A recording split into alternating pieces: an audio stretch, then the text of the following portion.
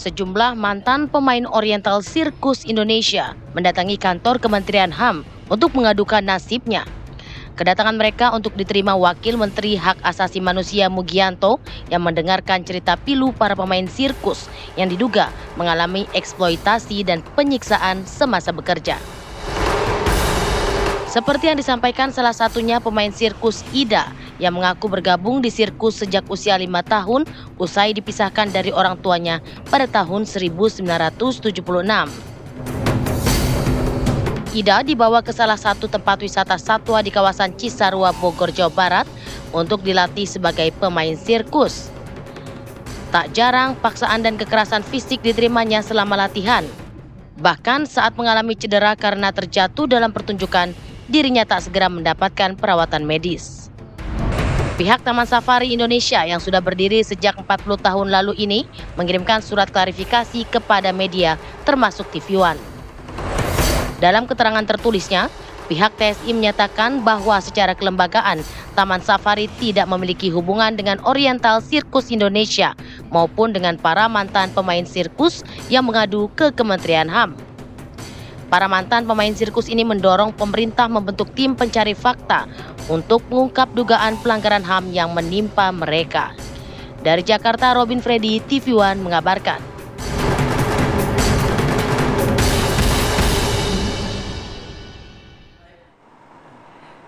Ya pemirsa, Oriental Circus Indonesia membantah tuduhan sejumlah pemain sirkus Oriental Circus Indonesia yang mendapat penyiksaan saat bermain di Taman Safari Indonesia. Ya, sejumlah mantan pemain Oriental Circus Indonesia mendatangi kantor Kementerian HAM untuk mengadukan nasibnya. Para pemain sirkus mengaku mengalami eksploitasi dan penyiksaan selama mereka bekerja. Sejumlah pemain sirkus mendapat paksaan dan kekerasan fisik selama latihan. Bahkan saat mengalami cedera karena terjatuh dalam pertunjukan, juga mereka tidak mendapatkan perawatan medis. Oriental Circus Indonesia membantah tuduhan sejumlah pemain sirkus Oriental Circus Indonesia tersebut.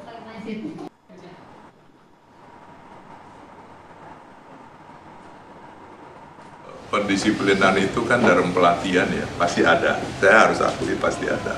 Cuma kalau pakai dipukul, pakai besi, pakai apa, nggak mungkin lah. Kalau nanti dia luka, malah dia nggak bisa atraksi kan gitu ya. Justru kita bisa lihat dari foto-foto mereka kan tidak ada rasa tertekan gitu ya. Tidak ada rasa tertekan dan mereka sangat-sangat happy gitu. Itu satu. Nah kedua berkaitan dengan apa tadi yang disebut penyiksaan itu ya. Itu kan hanya membuat sensasi supaya yang dengar wah serius gitu ya. Kalau benar-benar apakah benar seperti itu ya, itu juga kan sangat tidak masuk di akal gitu ya perbuatan itu. Iya. Yang selama ini kita lihat seru, menghibur, ternyata di balik itu banyak cerita kejam ya. Cerita kelam begitu yang dialami oleh para pemain sirkus yang kabarnya ini adalah Oriental Circus Indonesia. Eksploitasi, penyiksaan baik itu verbal maupun fisik dialami begitu oleh para pemain, mantan para pemain ya, yang sudah bertahun-tahun mereka menjalani rutinitasnya di sana. Nah, seperti apa sebetulnya cerita lengkapnya? Kita sudah menghadirkan salah satu mantan pemain Oriental Circus Indonesia di studio kita pada pagi hari ini. Ada Mbak Vivi, selamat pagi. Selamat pagi Mbak Vivi. Baik, kemudian juga kita sudah, maksudnya kita sudah terkonfirmasi nanti akan bergabung juga ada Menteri HAM, Natalius Pigai, namun saat ini masih ada kendala komunikasi. Iya, belum kita terhubung ya. Mencoba terus agar bisa terhubung dan berkomunikasi, berdiskusi pada kita pagi hari ini. Dan juga dari pihak Taman Safari, kita sudah mengundang untuk ikut hadir untuk menjawab tuduhan-tuduhan dari mantan pemain sirkus ini atas eksploitasi dan kekerasan yang sudah mereka lakukan, namun belum ada jawaban dan belum juga mengirimkan perwakilannya di diskusi kita pada pagi hari ini. Mungkin langsung saja kita tanyakan ke Mbak Vivi. Mbak Vivi, mungkin boleh diceritakan di awal mulanya kapan Mbak Vivi, sebelumnya saya ucapkan turut prihatin dulu ya Mbak, atas peristiwa yang sudah menimpa Mbak selama bertahun-tahun. Tapi mungkin boleh cerita sedikit kapan Mbak awal mulanya Mbak direkrut kemudian umur berapa, dan seperti apa berada di dalam sana? Saya pertama diambilnya sama siapa saya nggak tahu. Datangnya juga umur berapa saya nggak tahu. Tahu-tahu saya umur 2 tahun sudah dilatih itu di rumah Pondok Indah itu, sekitar umur 2 tahunan. Kata senior saya tuh saya umur 2 tahun ya di situ. Terus saya udah mulai latihan sirkus yang standar-standar sampai sekitar umur saya kurang lebih 3-4 tahun saya udah bisa menguasai teknik sirkus yang standar itu. Saya dipindah ke orientasi sirkus. Baik. Setelah dipindah ke orientasi sirkus, saya latihan lagi yang teknik mulai beratnya seperti gadis plastik, akrobat, kayak gitu-gitu, balet tali, guling gulat, pokoknya beberapa. 4 tahun itu? 4-5 tahun? Iya, sekitar 3-4 tahun. Terus setelah saya udah menguasai beberapa teknik, setelah 5-6 tahun saya mulai show. Nah itu latihan-latihan itu kita mengalami kekerasan. Jadi kita tuh harus bisa, kalau nggak bisa ya dipukulin. Di umur segitu sudah mengalami kekerasan? Iya, dipukulin.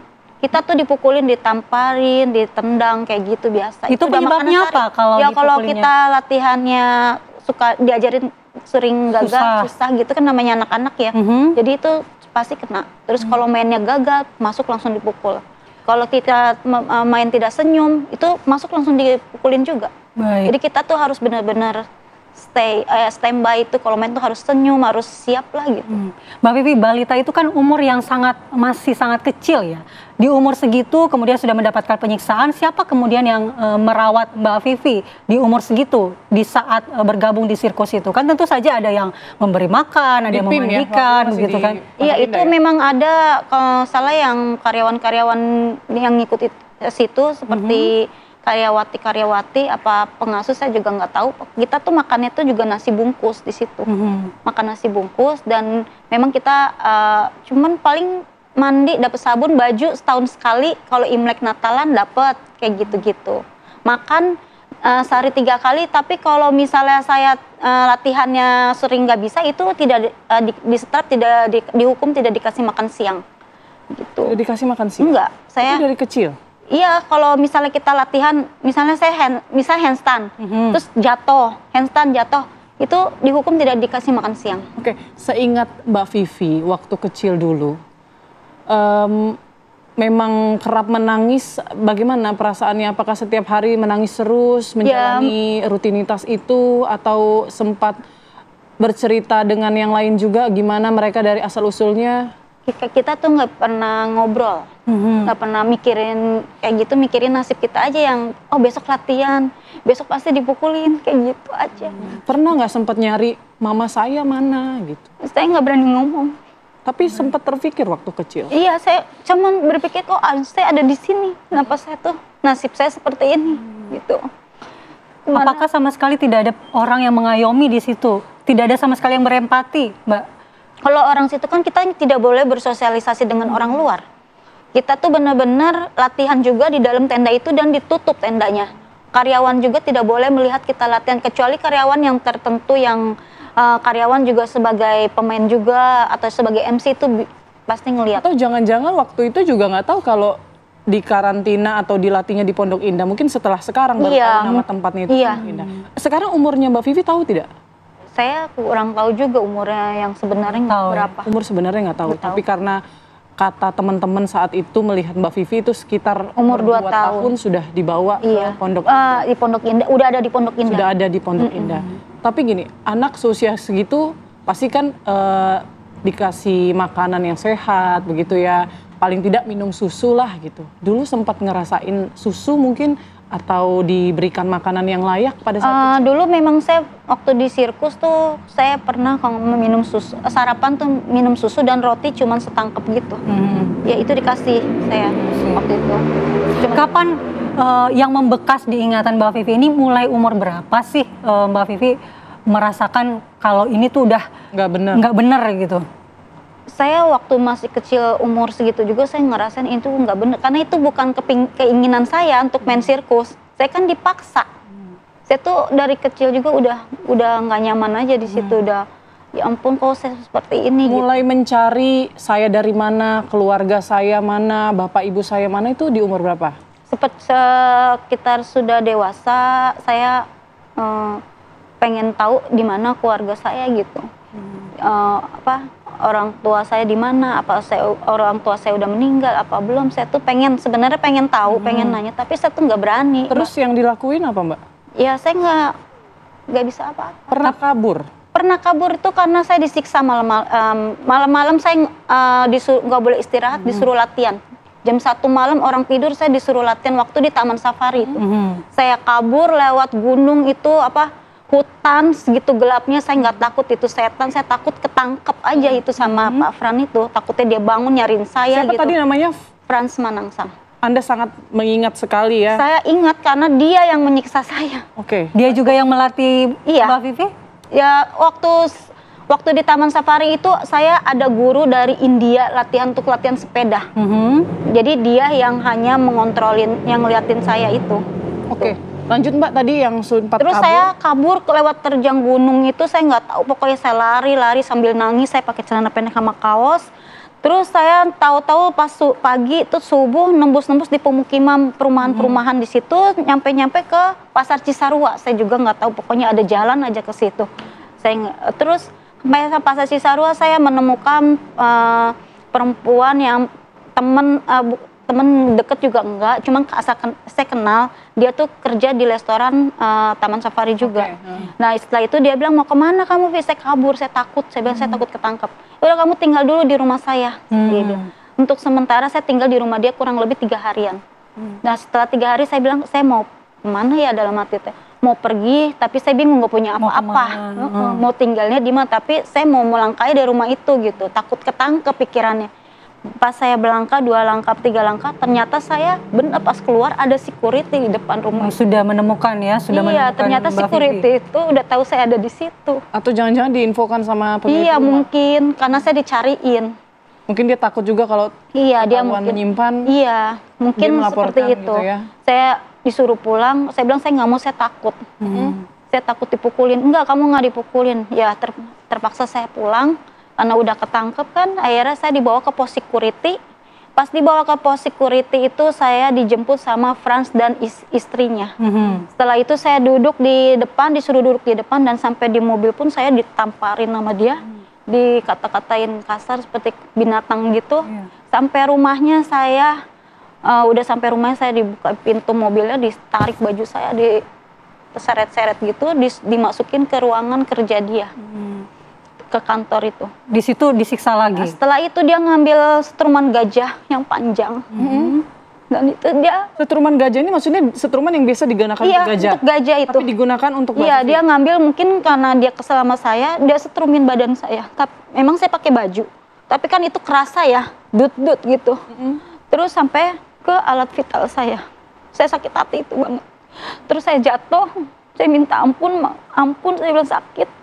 Tapi dia nggak mau ngedengar, dia kayak kesetanan itu. Dia nggak mau dengar suara saya minta ampun maupun nangis, suruh diem. Malahan dia malah mukulin saya, terus akhirnya saya ditarik rambutnya, dijedukin ke dinding gitu. Terus saya ditampar, terus perut saya dipukul dan ditendang sama dia. Akhirnya saya ngompol di situ, nggak tahan. Setelah itu berhari-hari? Terus hari itu saya disuruh keluar, dibawa ke kamar, saya dipasung. Selama 2 minggu. Selama dipasung itu selama 2 minggu tetap diberi makan? Saya dikasih makan, selama dipasung saya dikasih makan, mau ke air pun saya teriak-teriak minta dilepasin. Itu yang ngelepasin asisten rumah tangganya. Berapa lama? Selama 2 minggu. Setelah 2 minggu saya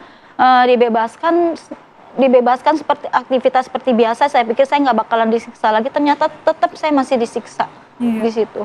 Terus saya biasa melakukan aktivitas seperti biasa, tapi saya lama-lama saya nggak betah. Terus akhirnya ada guru silat yang berlatih untuk karyawan di situ. Saya kebetulan saya ikut juga. Akhirnya saya cerita sama dia kalau saya sering dipukulin, saya nggak betah, saya minta tolong untuk keluar dari situ, dibawa keluar. Terus akhirnya dia bekerja dulu, setelah beberapa bulan dia kerja di Taman Safari itu jadi karyawan. Akhirnya dia nolongin saya keluar dari sana. Tapi itu setelah keluar dari sana tidak ditemukan lagi atau kembali ditemukan? Setelah itu saya dibawa ke Semarang, saya dicariin.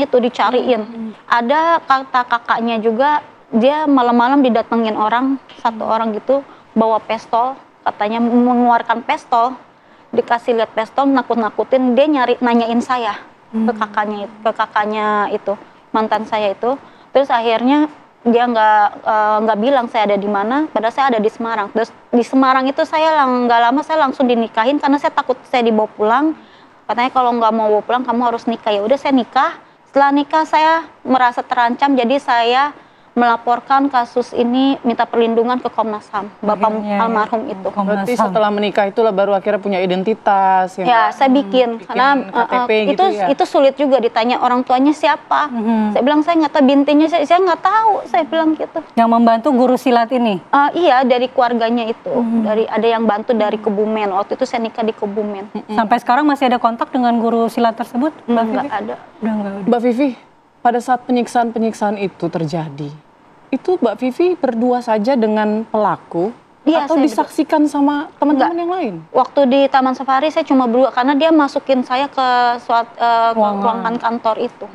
Makanya saya sulit, mungkin memang pembuktian itu memang sulit karena saya pernah melapor ke Mabes Polri waktu itu. Waktu saya udah lapor ke Komnas HAM itu, saya lapor juga ke Mabes Polri, dia nanyain, ini kamu dipukulin itu ada buktinya nggak? Bukti apa? Saya bilang visum. Saya kan nggak ngerti visum. Visum itu apa? Karena saya kan bilang, tidak dapat pendidikan. iya, saya tidak di tidak sekolah. tahu mau Iya, gimana ya. iya, asal usul saya nggak tahu. Saya bilang, saya visum itu apa ya Pak? Saya bilang gitu.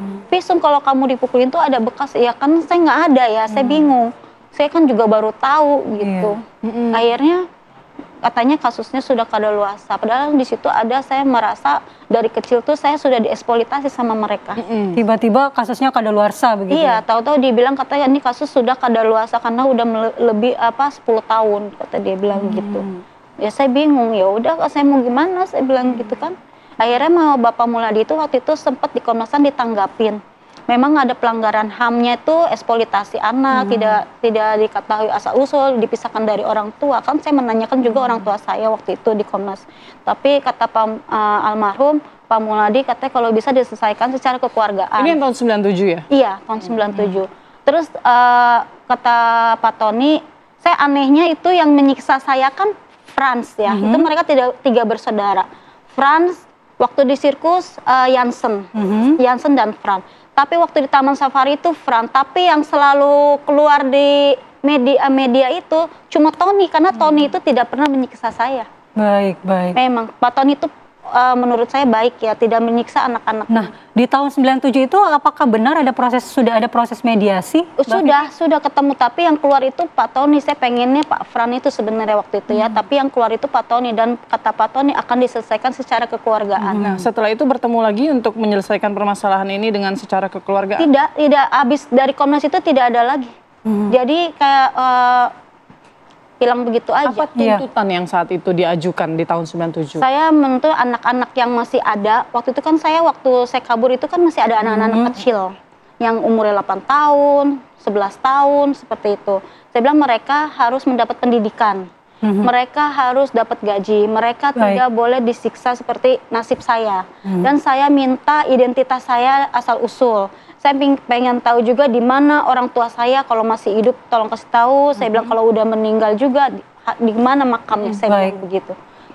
Kata Pak Tony, saya waktu kecil dikasih sama ibunya, bla-bla, saya nggak ngerti lah gitu ya. Mungkin karena ibunya sudah meninggal kan. Terus asal usul juga nggak tahu katanya gitu kan. Ya udah saya bilang tunggu aja nanti diselesaikan secara keluargaan. Mbak Vivi, nanti kita akan lanjutkan lagi ceritanya. Mohon maaf Mbak Vivi, ini kita harus mengungkit lagi luka lama, tapi ini semata-mata adalah untuk mengungkap fakta yang sesungguhnya seperti apa. Kita akan lanjutkan, tapi kita jeda terlebih dahulu. Tetaplah di Apa Kabar Indonesia Pagi, pemirsa.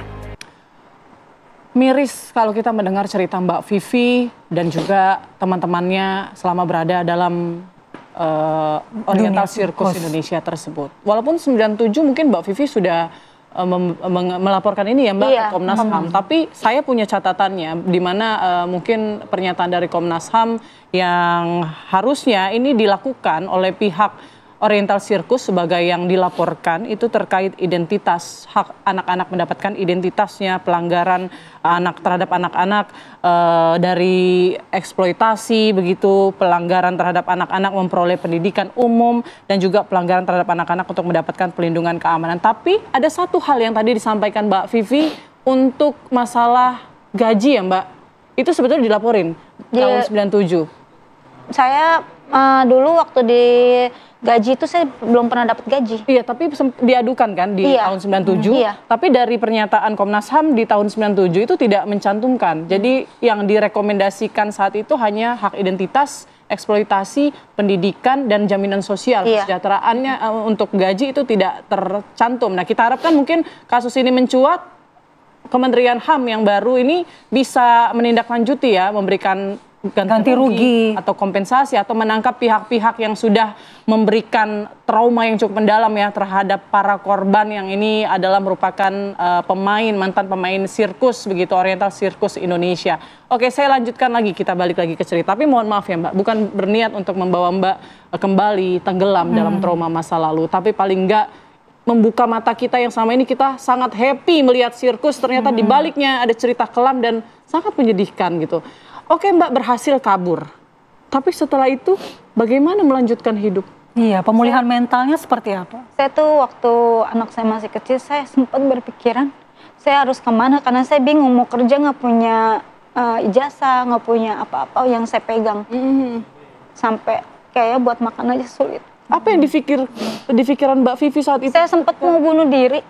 Oh ya? Iya, saya pikir kayaknya saya mati aja gitu. Tapi saya mikir anak saya masih kecil.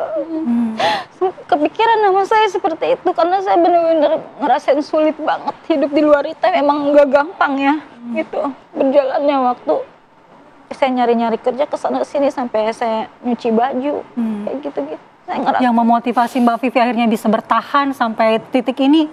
Saya berusaha Mbak, saya berusaha sendiri karena saya pengen mencari identitas diri saya pengen tahu keluarga saya tetap bertahan dan memperjuangkan hidup. Dan akhirnya ketemu sama keluarga? Enggak, belum ketemu.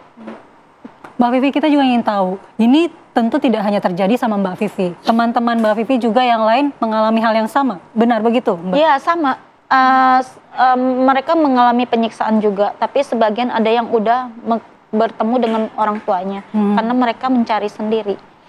Gitu. Ada yang sendiri, ada yang sendiri. Seperti Ida itu orang tuanya mencari dulunya, mencari tapi waktu dia masih sebelum jatuh itu orang tuanya mencari tapi tidak dipertemukan, tidak boleh. Oh Ida ini yang cacat ya? Iya. Kecelakaan saat latihan ya Mbak ya? Show. Dia kelempar dari jaring itu. Itu dia orang tuanya keluarganya sudah mencari waktu itu. Tapi Idanya ini diumpetin di Taman Safari. Setelah dia udah jatuh lumpuh itu, kayaknya baru boleh ketemu sama keluarganya. Oke. Gitu. Mbak, ada berapa banyak sih sebenarnya? Kurang lebih dulu 60 ya, 60 anak itu. Apakah semua mengalami hal yang sama? Mungkin katanya ada lebih dari 60, tapi yang saya tahu di bawah 60. Oh, ada 60 orang itu di Pondok Indah? Enggak semuanya di Pondok Indah. Dulu katanya ada rumah Petojo, Balikpapan, saya nggak tahu itu. Itu totalnya ya Mbak? Iya. Tapi mungkin bisa cerita lagi Mbak Vivi, ada nggak penyiksaan yang disaksikan beramai-ramai begitu Mbak? Iya, yang lingkungan yang itu aja yang tahu, anak-anak itu aja yang kita latihan sehari-hari itu yang tahu. Berapa orang itu yang latihan bersama dan kemudian itu sering disiksa? Semua itu latihan Mbak Vivi, tapi apa nggak ada upaya pemberontakan? Kan sama-sama menderita ya di dalam sana. Betul. Apakah nggak ada rencana kabur bersama mungkin? Atau mogok kerja atau apalah pemberontakan yang dilakukan? Nggak akan berani. Setelah usia lebih dewasa begitu Mbak? Nggak berani. Kan jumlahnya banyak Mbak. Tapi kita nggak berani kayak gitu. Takutnya ketangkep lagi. Karena kayaknya kita sulit ya, karena mereka kan backingannya dulu TNI AU bilangnya. Oh gitu.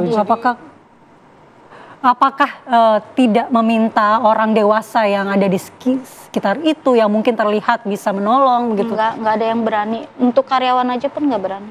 Oke Mbak, sudah ada yang cacat, lumpuh begitu ya Bu Ida tadi ya namanya ya. Pernah ada nggak kasus seperti meninggal dunia?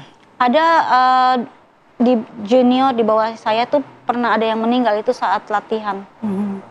Latihan mereka 2 orang meninggal. Saya nggak tahu ya karena saya udah meninggalkan. Udah kabur ya? Udah kabur, iya. Udah kabur dari sana. Saya dengar ada yang meninggal waktu itu. 2 orang jatuh.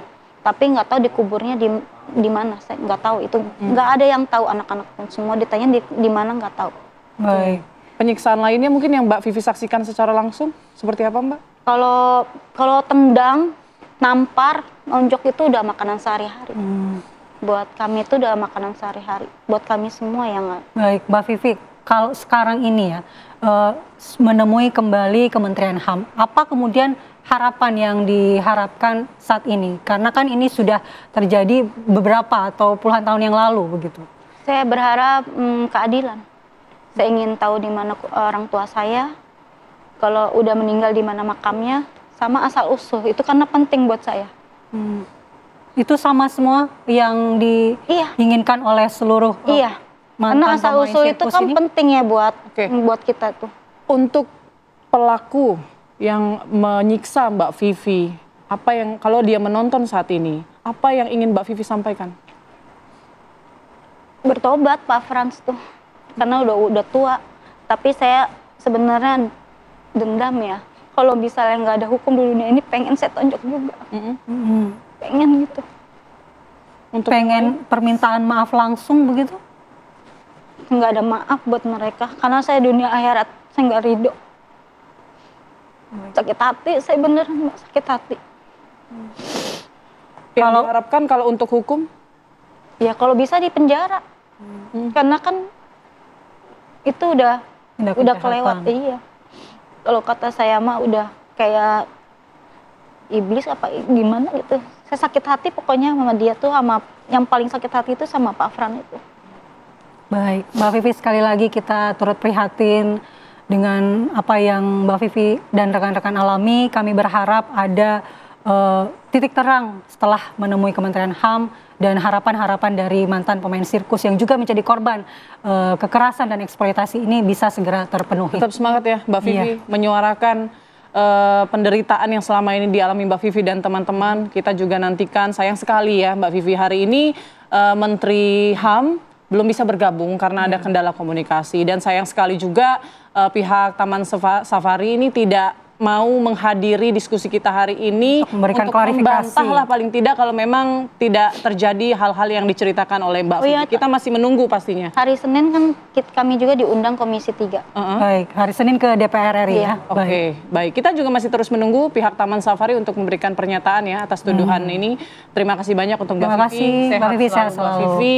Semoga ke depan Mbak Vivi lebih bahagia lagi, lebih Ya. sukses lagi. Begitupun juga dengan teman-teman yang lainnya. Terima kasih Terima banyak. kasih.